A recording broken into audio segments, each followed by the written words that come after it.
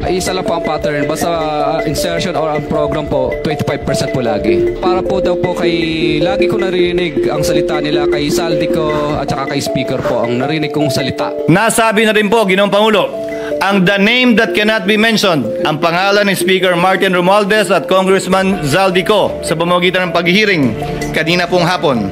Ang budget ng Pilipinas ay hawak lang ng dalawang tao. Hawak lang siya ni Congressman Zaldico at ni Congressman Martin Romualdez.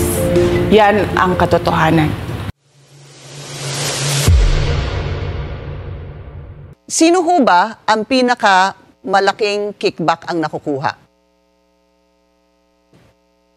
Alam mo, pag tinanong mo sa House of Representatives, alam na alam nila kung sino.